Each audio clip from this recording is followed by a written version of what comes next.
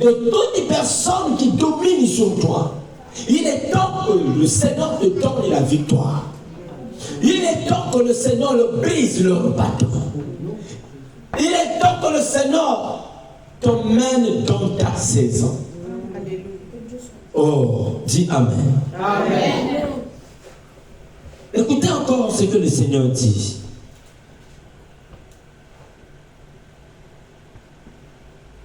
Je me lèverai contre eux, dit l'Éternel des armées, et je retrancherai de Babylone le nom et le reste, enfants et postérité, dit l'Éternel, et j'en ferai une possession du béton. Donc Dieu va aller dans le compte de tes adversaires. Ils vont exterminer même le reste de leurs enfants. Il n'y aura pas un héritier dans le compte de tes ennemis. Amen. Oh, alléluia. Il n'y aura pas un héritier dans le compte de tes adversaires. Le Seigneur va finir avec eux et il fera leur lieu, leur maison, un endroit où dorment ordinairement les bidons et un lieu marécagé. Alléluia. Je déclare que dans les maisons de ceux qui sont méchants contre ta vie, que leur maison devienne marécageuse. Amen. Ils vont faire des récoltes dans leurs champs. Leurs champs deviendront marécageux. Et le Seigneur va les balayer tous avec le balai de la destruction. Waouh! Alors nous rentrons. Je réponds tout est symbolique. Dans la vie spirituelle, tout est symbolique. Donc le balai a un effet, le balai a un pouvoir. Derrière le balai, il y a quelque chose. Le balai était aussi symbole de purification, de nettoyage spirituel. Le balai. Non seulement le balai est en train de nettoyer la maison physiquement. Dans le monde spirituel, tout est lié à tout ce que nous faisons dans le physique.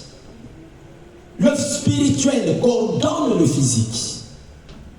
De la même manière que tu es en train de balayer la maison, que tu balayes ta maison, c'est de la même manière que tu es en train de balayer ta vie. C'est pour cela que dans le monde spirituel, le principe c'est rester dans la saleté. Alléluia. C'est ça le décret du monde spirituel. Alors quand tu jettes un balai dehors, tu ramènes le balai dans ta maison. Tout ce qui se trouve dans ta maison est sanctifié parce que tu es chrétien. Et tant que normalement, on ne doit pas demander le balai chez une autre personne. Écoutez, on dit souvent que quand tu déménages, tu vas maintenant louer une autre maison ou un autre appartement. Tu dois laisser le vieux balai que tu avais dans ta première maison. Tu ne peux pas ramener le premier balai ou le vieux balai dans une nouvelle maison. On dit souvent que tu emmènes la malédiction ou, je ne sais pas, les envoûtements de l'ancienne maison. Parce que tu vas dans un endroit. En nous disant aussi, on ne doit pas balayer la maison la nuit, vrai ou faux? On nous disait aussi quoi? Si tu veux, on ne doit pas taper un homme avec un balai. Si tu prends le balai, tu tapes quelqu'un, même ton enfant, tu le maudis. Dans d'autres ethnies, l'enfant va maigrir, l'enfant va perdre du poids, l'enfant sera envoûté et c'est un garçon, il sera impuissant. J'ai connu même des hommes qui étaient devenus fous parce que leurs parents les ont chicotés avec le balai. Mais comment un balai normal comme ça, tu chicotes une personne et la personne devient impuissante. Et l'homme devient impuissant. Il y a quel rapport? Il y a quel rapport? Je prends un balai, je frappe à mon enfant, l'enfant automatique devient fou. Il y a quel rapport? Il y a quel rapport? Je prends le balai, je chicote à ma fille et ma fille commence à perdre du poids. Depuis le premier jour que je l'ai chicoté avec le balai. Il y a quel rapport? Ça veut dire derrière le balai se cachent les génies, se cachent les esprits, se cachent les démons, se cache un pouvoir, se cache une puissance. On va chez les Djodi. Ce qu'on parle, on dit souvent, les juges traditionnels. Mais ils jugent les hommes et les femmes avec le balai. Même lors des mariages, lors des dots, quand le juge traditionnel parle, il a un balai aux mains.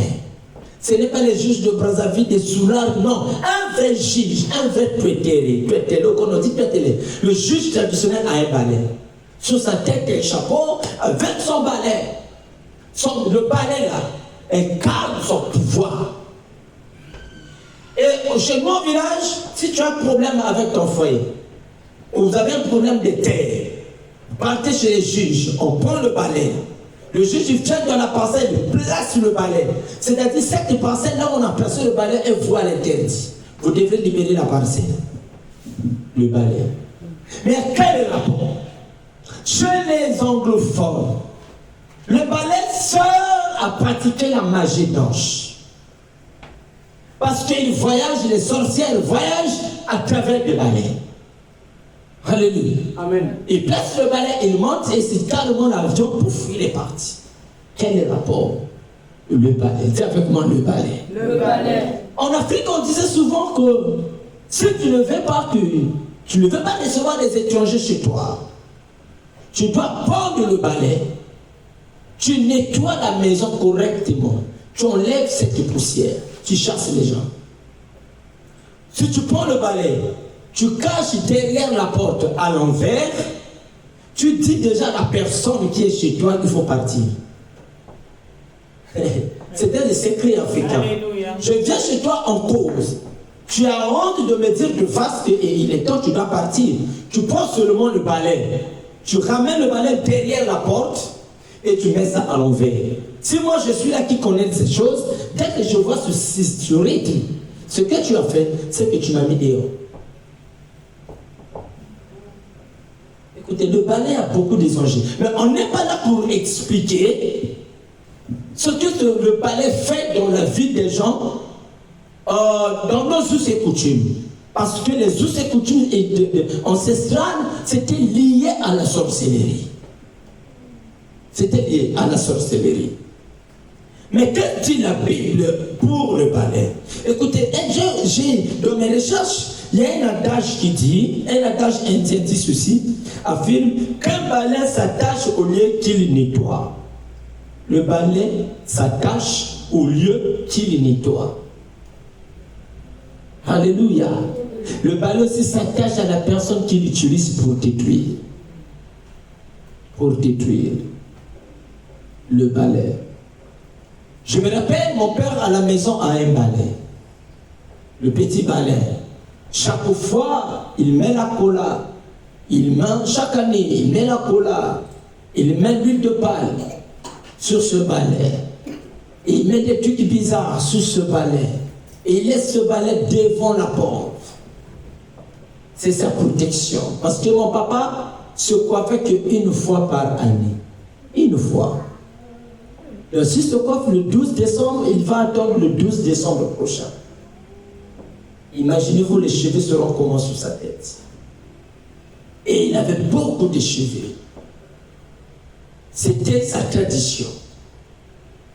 Et la personne qui coiffait mon père, ce n'est que sa femme.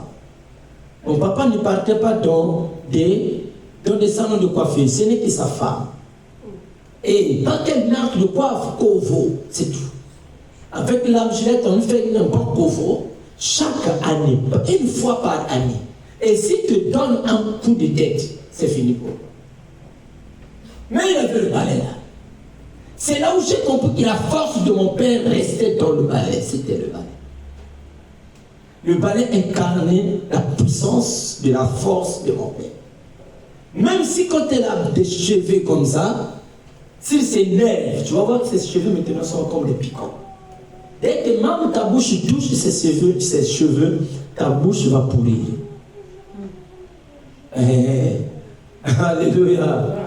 Les contours sont comme ça.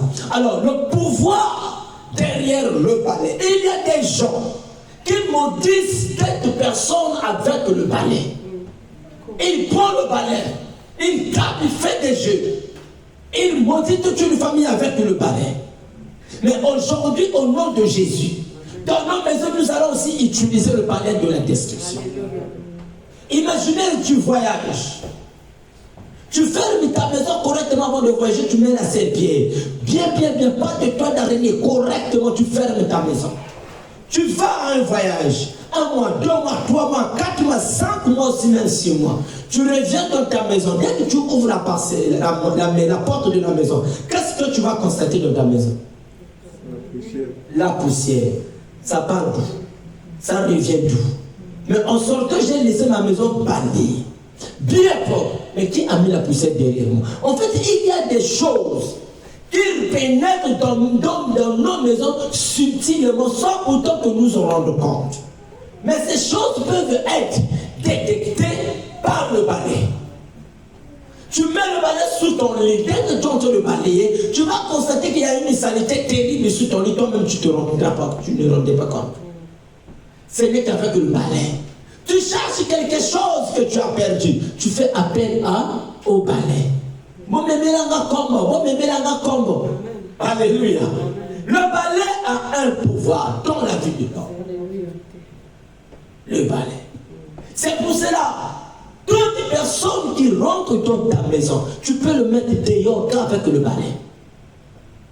C'est pour cela qu'il n'est pas normal à une femme d'emprunter le balai. Quand tu empruntes le balai sur une autre personne, tu ne connais pas ce qui est dans son balai. Tu ramènes sa malédiction dans ta maison. Alléluia. Alors Dieu utilise le balai pour balayer, pour chasser. Parce que le balai consiste aussi à chasser. Le balai, passer le balai permet de chasser. Permet de chasser les mauvaises pensées de la maison. Amen. Quand on fait passer le balai, on fait quoi? On chasse les mauvaises pensées de la maison. C'est pour cela qu'il faut toujours utiliser le balai. Là où il y a des toits d'araignée, on ne chasse pas les toits d'araignée avec un bâton. C'est avec le balai. On met le balai, on enlève les toits d'araignée, tout machin, on enlève et la maison reste propre. Et quand tu es en train de balayer ta maison, c'est là où tu es en train de chasser les mauvaises pensées de ta maison. Amen. Parce qu'il y a des gens parfois que tu reçois dans ta maison, qui dorment dans ta maison, avec les mauvaises pensées, avec les mauvaises idées, pour te faire du mal. Mais quand tu prends ton balai, tu as entendu balayer ta maison, dans la dimension spirituelle de l'Esprit de Dieu, tu as entendu balayer leurs pensées négatives. Alléluia. Amen. Oh, dites avec moi le balai. Le balai. Tu ne sais pas qui tu as reçu dans ta maison. Tu ne sais pas